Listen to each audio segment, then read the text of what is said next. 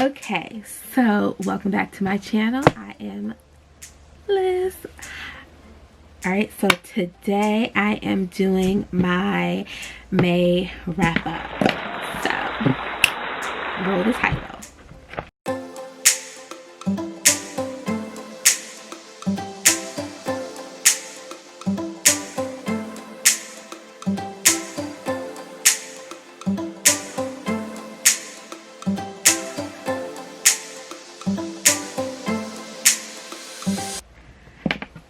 Okay, and welcome back. So like I said, this is the end of May. We have come to a close.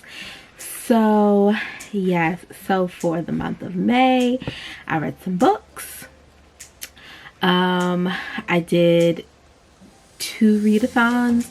I did Asian Readathon and I did Believeathon. The Asian Readathon was hosted by Reads with Cindy, or Cindy Reads. I think it's Cindy Reads. It's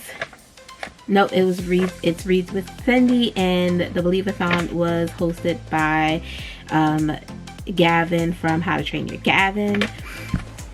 And I'm so excited, and I bought a bunch of books in the month of May.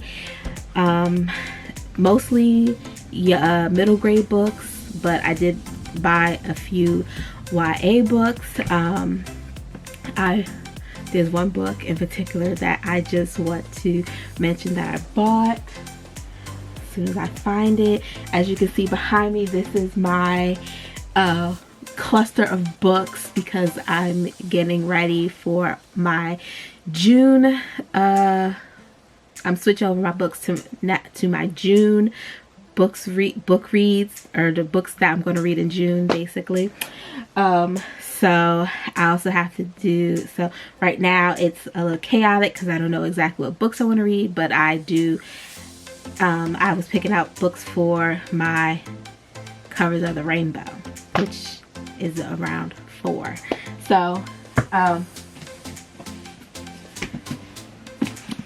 this book, Clap When You Land by Elizabeth Acevedo. Oh my gosh, I'm so happy I got this book. I'm excited. I have not read it. I can't wait to read it. I just wanted to show you this. Like, if this cover was not pretty enough, look at the book. Like, look at this. This is beautiful. Like, I don't know who was in charge of this, but this is beautiful. So I can't wait to read this book. It's told in verse. I think it's from 2 perspectives, and it's about a girl who finds out that she has a half sister, I think at her father's funeral or something like that. And so I haven't looked up any reviews, but I'm sure there are some reviews out there on this book.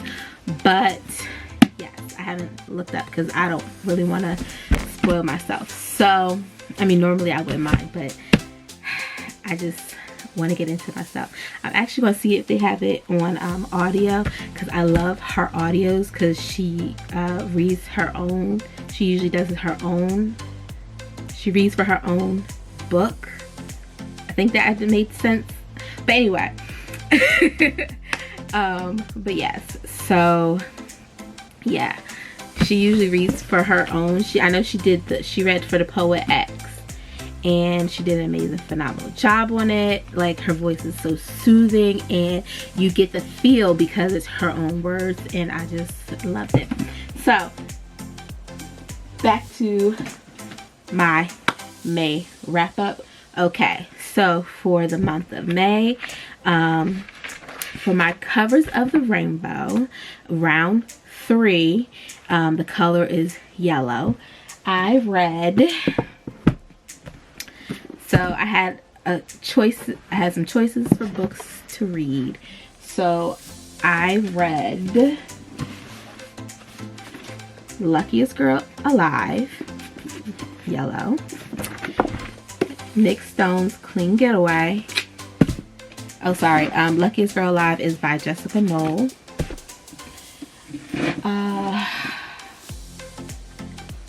I Believe in a Thing Called Love. I'm going to give this to myself because why not? I can. And it has some yellow in it, like name's yellow on the spine.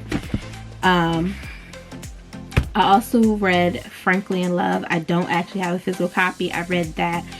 No, I listened to the audiobook of it, and I also have the ebook of it. So that is a yellow cover.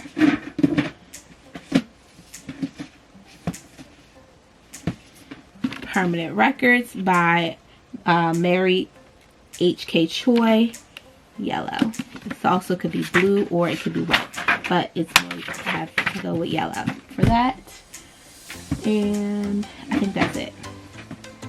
Yes, that is it. So those are the 4 books that I read for my Covers of the Rainbow. Okay, so this one,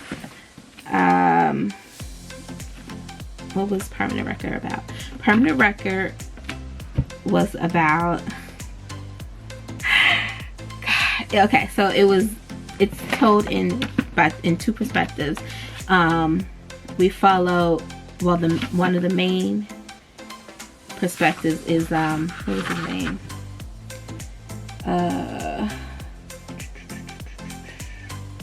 Pablo, but they call him Pab, I think. Anyway, so we follow Pablo, and then there is Leanna.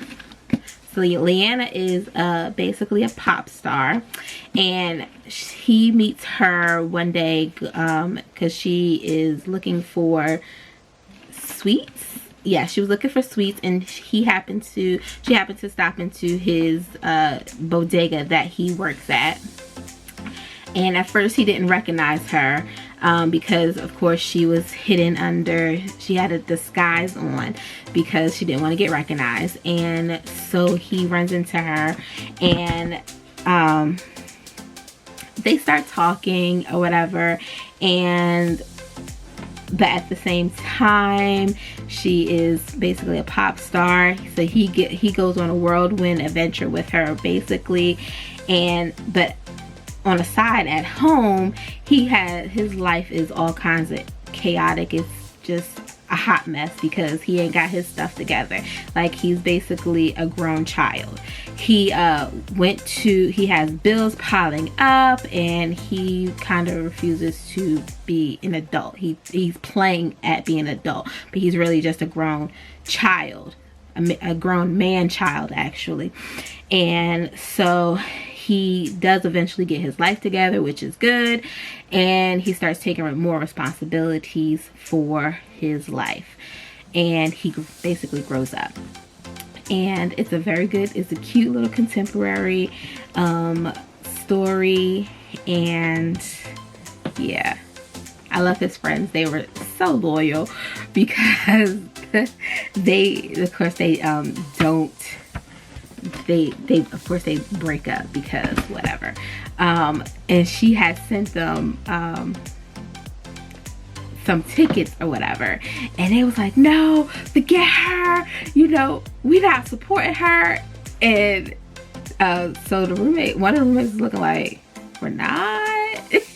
And they looking at him like, we not support her. Like, that's true friendship right there. Like, they wanted to support, like they wanted to get those tickets, but because they are friends with him, they on his side basically. And so he was like, we can go. They're like, oh yes, yeah, like they all excited, like, but that's called friendship right there. But anyway, so it was cute.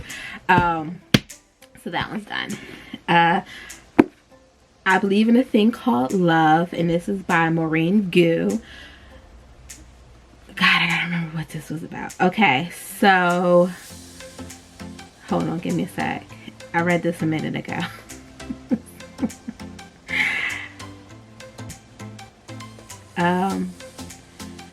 Oh, right. Okay, got it.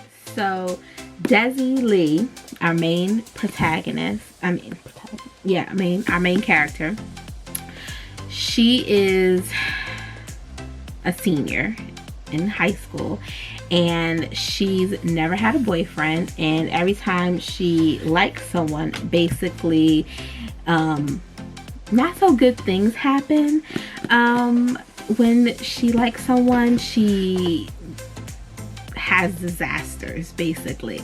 So this new boy comes to her school, so she is determined to make him her first boyfriend before she goes off to college. And so she decides to have a plan, because she figures as long as she has a plan, she can actually function and be a good relationship person. I don't know, like she can actually figure out how to be in a relationship because she has a plan.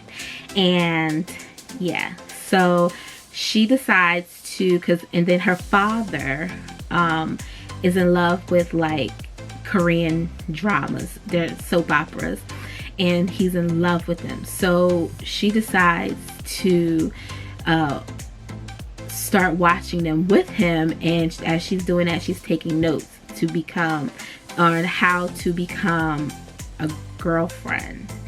And so that's her experiment basically, on because she just needed a plan. And so she, of course, it works.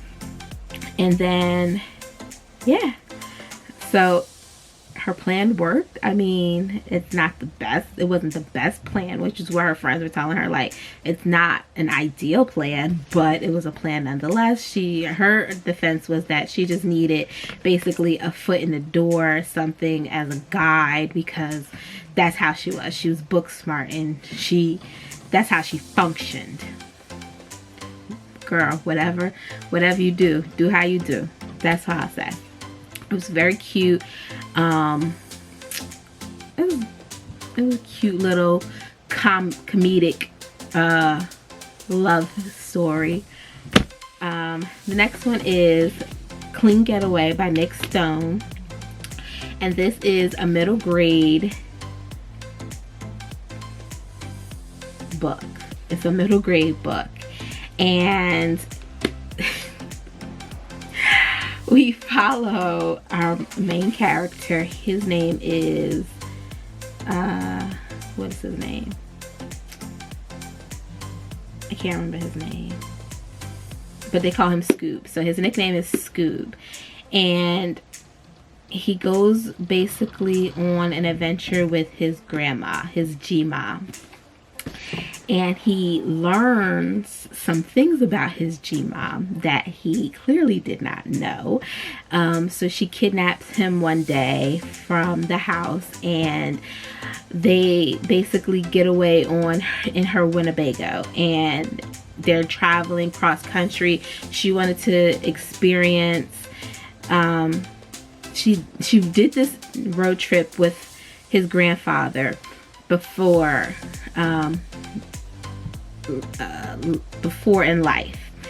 But okay, so the grandma is white, clearly the husband was black, and in that time when they were together, it was illegal for them clearly to be together, and it was frowned upon them being together, so they had to be careful when they first did the journey. So they had only gotten so far, and she missed out on some opportunities that she could have been through. Like, she missed out on opportunities because of circumstances that happened. And, you know, as grandma went through her journey with her husband, at the time, they were, you know, looked at funny, and it wasn't an enjoyable experience as she wished it was, but it was an experience because she was with the love of her life basically. And then so he passed away, and so now she decided to kidnap her grandson Scoob and take him on the same journey that she had started out with her husband, her then husband, or rather grandfather, his Scoob's grandfather, whatever. So they see different things, and Scoob is seeing how the looks that people are giving him, because it's a white old lady with a young black boy. So that raised some eyebrows and got some scowls and frowny faces. So it just shows you what kind of world, like, in all honesty, is like she had that same similar experience when in the past. It's like in the, I don't even know what year, whatever, but anyway, so she had that experience in the past, and now this is more in the present, and she's still having the same experiences. The biggest difference is this is an older white lady and this is a young black boy. You see what I'm saying? So did things really change? Think on that. So anyway, so yeah, so he learned some things about his grandma, and it's beautifully written. It's a very sad ending. And that's all I can say about that. But other than that, it's like, okay, good job, Nick Stone. Anyway. And then the last one is The Luckiest Girl Alive, and this is by Jessica Knowles. This is a adult thriller. I did a whole review about it, and God, I wish I could tell you really, it wasn't what I expected. It wasn't what I expected. It was okay.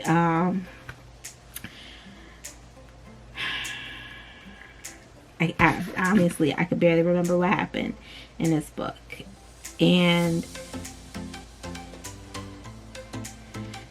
so, right. So Ani, and it talks about, it flips back from her high school experience and to her present experience. Basically, when she was in high school, she wanted to be somebody, so she tried to be like the popular girls.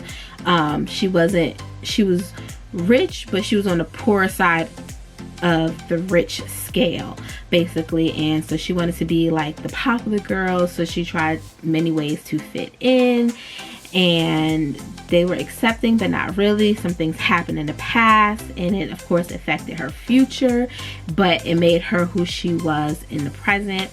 And so then an opportunity came to tell her story, basically, and she took a full advantage of that. And then she also made sure that when she took advantage of that it actually benefited, because they didn't want her to tell the whole truth of what happened, because then it would be admitting fault on a person who was influential in the present, and basically it would tarnish their whole brand.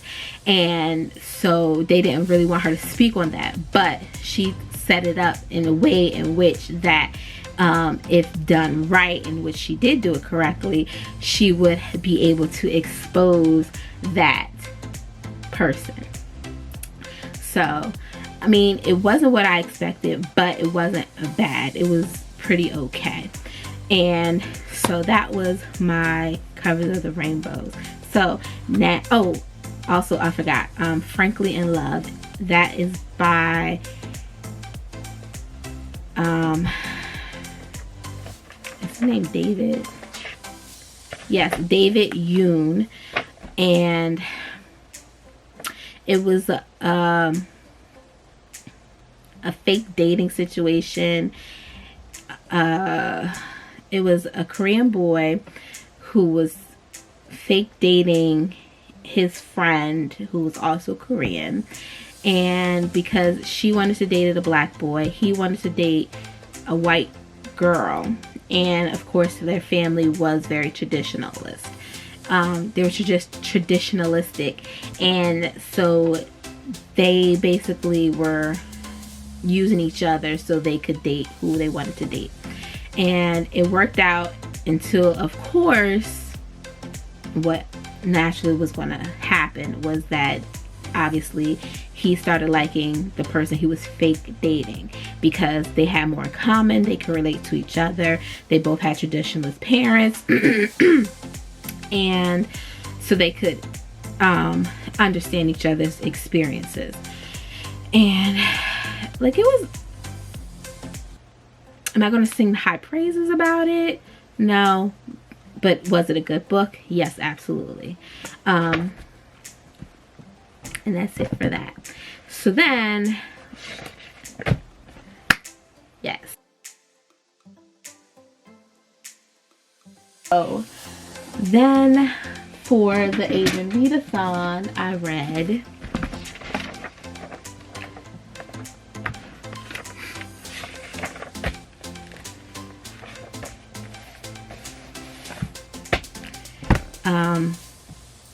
so there was prompts. For the first prompt, it was read a book by Asian author. I did I Believe in a Thing Called Love by Maureen Gu.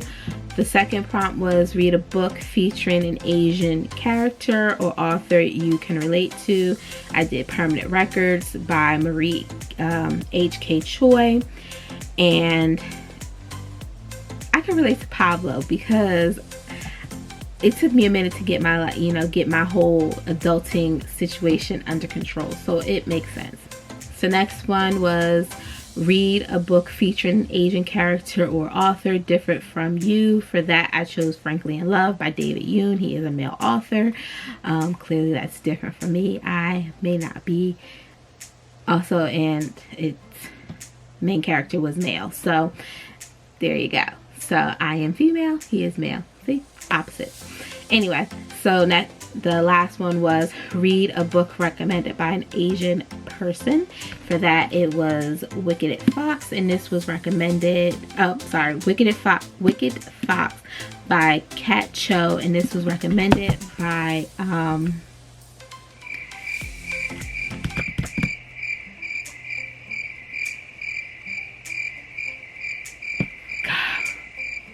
I can't remember. Chloe, there you go. Chloe from Books with Chloe. And yes, so that is that for the Asian Readathon. For Believeathon, I read a few books. So I have a whole, journey through my books. And so this is just a recap of them. So for that, we had, of course, prompts. It was just basically reading middle grade books and following along with the prompts. So you started out at Poacher's Pocket Inn, and depending on what path you took, determine what books you should read for that prompt. And then you ended at the Bookkeeper Stronghold. So for the first prompt, of course, it was a Poacher's Pocket Inn, and you read the first book in the series. And for that, I did Spirit Hunters. Also, side note, most of my books that I chose were Asian inspired writers. So yes. So first book was Spirit Hunters by Ellen O, and I love this book. This was cute. This was family had moved from New York to DC following the accident of the middle child. She got hurt, and so they moved, and now they were closer to their grandma. They found out that the house was haunted. Of course, the parents didn't believe her, and so she realizes that she can actually speak with spirits. So she's actually a medium, just like her grandma, and she saves her brother along the way. She also makes a friend. The next prompt was The Wonder Falls, and you read a book featuring a disability. For that, I did The Goldfish Boy, and this is by Lisa Thompson.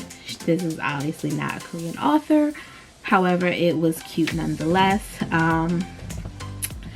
This was about a boy who has OCD. He wants everything clean and tidy, and he would clean and scrub his room until his fingers were bleeding. And so his parents did not know how to help him, and they tried everything that they could think of. Also, while all of that was happening at home, his neighbor grandkids had came to visit, and then the grandson had actually disappeared, and so there was a whole mystery on how did he disappear. And so this boy, they called him Goldfish, because you know how goldfish, they stick their faces up against the side of the bowl and look out at you. There you go. And so so he tries to figure out what happened to the little boy from basically his house, which, yeah, it was interesting. Also, I read, where is the book?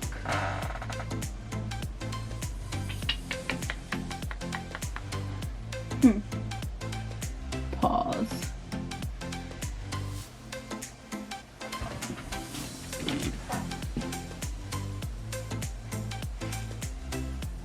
Can I believe? Oh, ha ha ha ha ha ha. Funny. All right. So the other book I read was Hello Universe, and this is by Erin Entrada Kelly.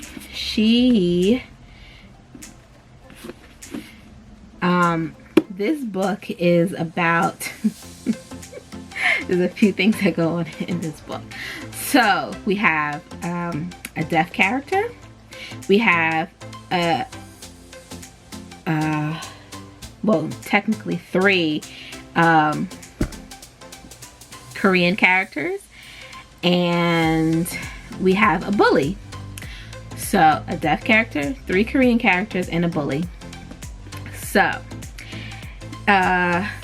this young man here, he is Virgil, and Virgil is the youngest of 3 male siblings, I think, or 2, one or the other, I can't remember.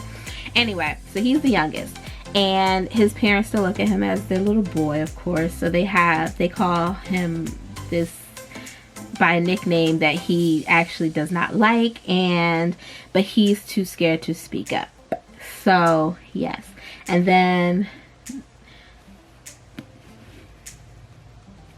this is the deaf girl that he has a crush on, but he's too shy to say anything. And then these 2 are the sisters. Yes, so these 2 are sisters, and then that's the dog, of course, and that's his little pet. And so she's a medium and her sister is her apprentice. Yeah, it's too funny. It's a very cute story. So it's such a cute story. So he comes to her regularly to, I don't even know why, but yeah, so she communes with the spirits and he asks her for advice, although she's younger than him. Yes, I know, it's weird. So anyway, he's in this hole because of a bully who was very mean, and he threw his backpack into down a well, and an abandoned well. And the only reason he went to get his backpack is because his little best furry friend, his pet, was in the backpack.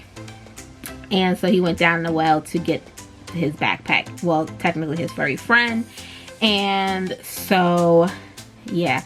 So then, and while that's happening, the deaf girl, she oh, Valencia, sorry, that's her name. So deaf girl's name is Valencia. I'm sorry, it's so rude of me to say that, to just keep saying call her a deaf girl. That's just rude. So Valencia, she goes to see these two for some reason, for advice or something, because they're mediums, remember?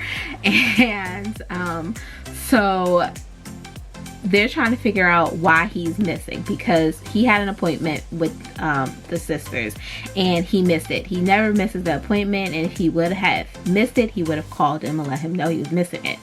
So they didn't hear from him, so they got worried, and then so they go looking for him. She helps them look for him, although she doesn't know that's who he is, and they're in the same class together, but she doesn't know who he is.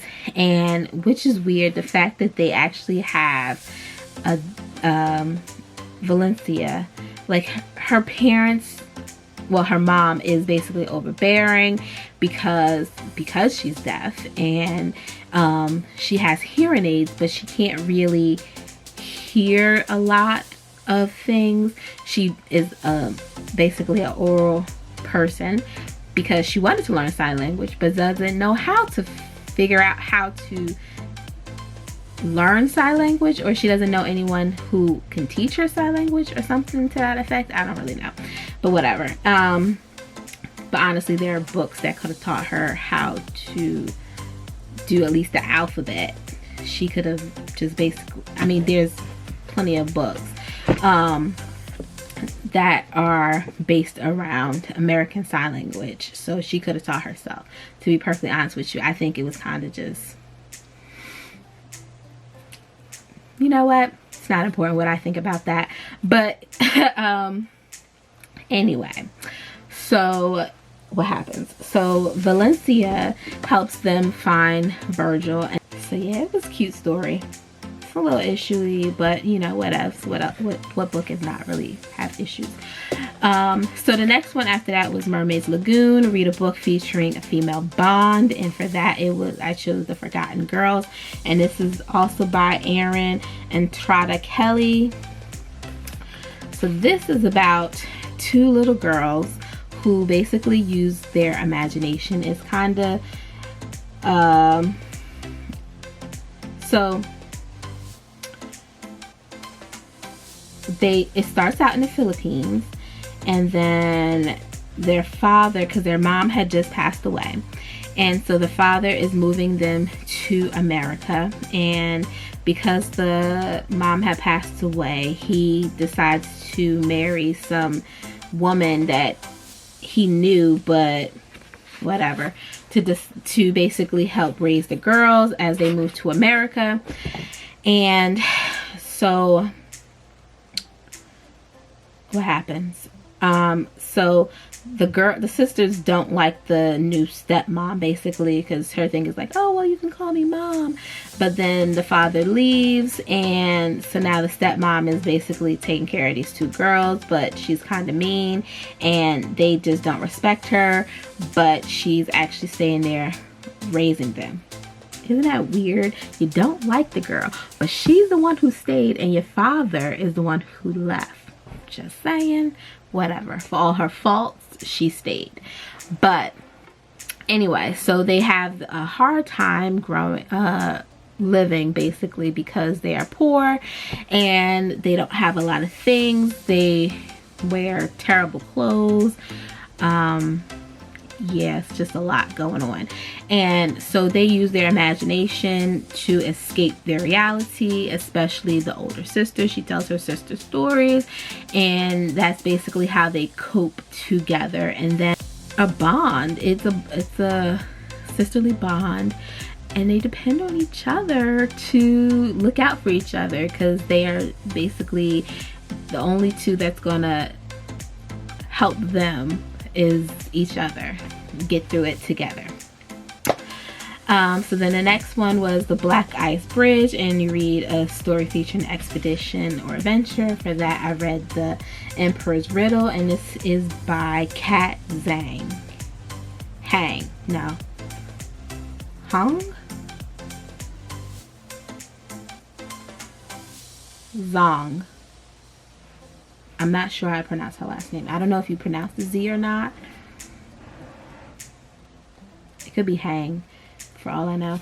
But anyway, so this is a story of a brother and sister. The sister is kind of shy. The mother's a single mom. She's very busy, and the aunt who helps out with them, she is an explorer, and the daughter takes after her, and she loves to explore too. They love history.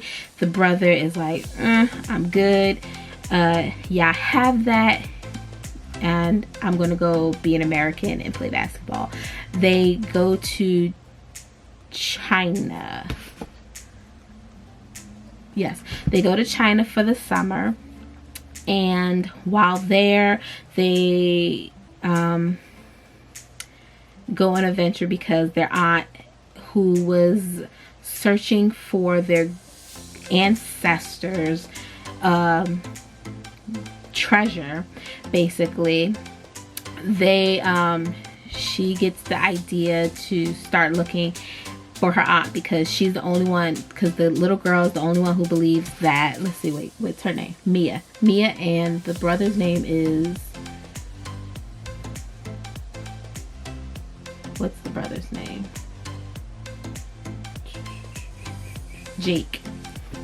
So the Aunt Lynn. So Aunt Lynn is basically an explorer. Like I said, she starts researching, because when Aunt Lynn was younger, she was invested in learning what happened to their ancestor, Emperor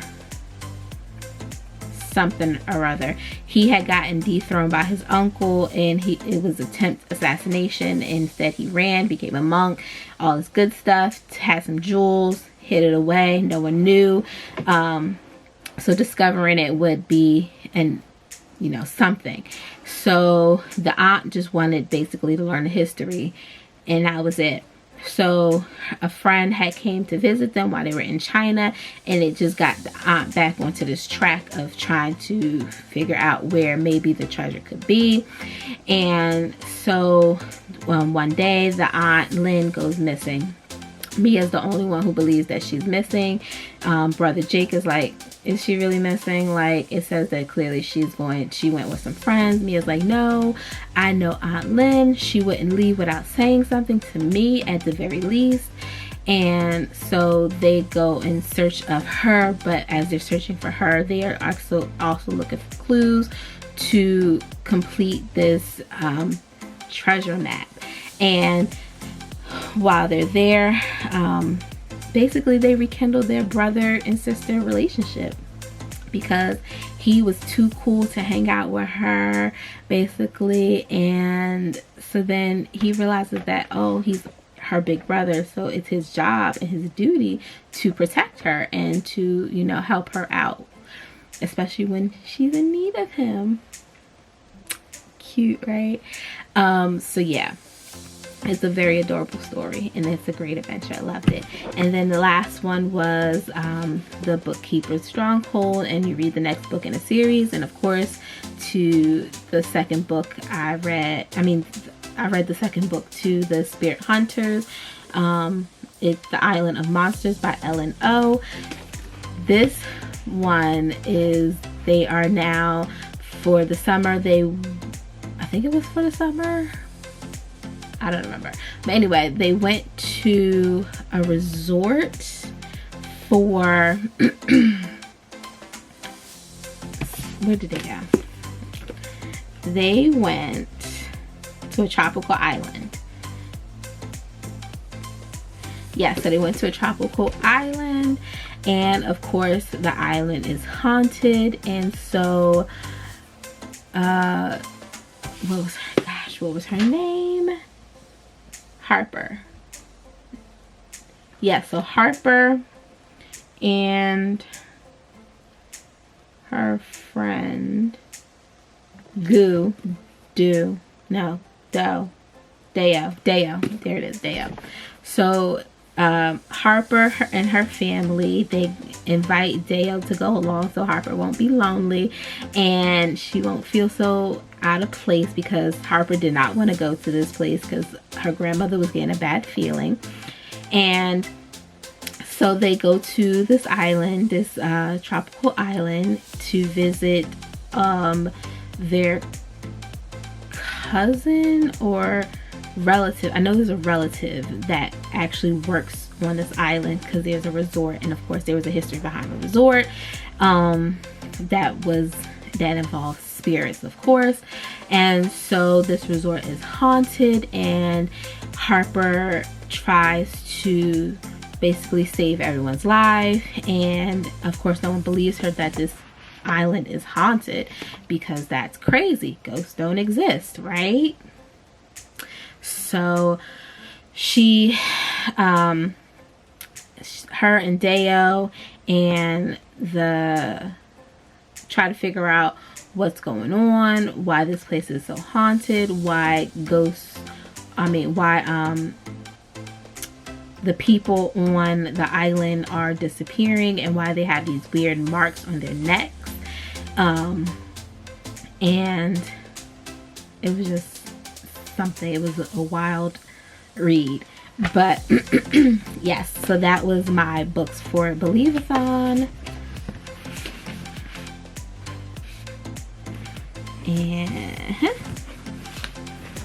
And then my books for Asian Readathon, minus the one that I have. And then my books for Covers of the Rainbow. The other two are part of other readathons, and well, I'll do it anyway. Plus, yes, so that's that, and that is my May wrap up. So thank you for watching. Hope you enjoyed it. Read some of the books that I read. I mean, I would recommend them. I thought they were all pretty good reads. But yeah, so thanks for watching.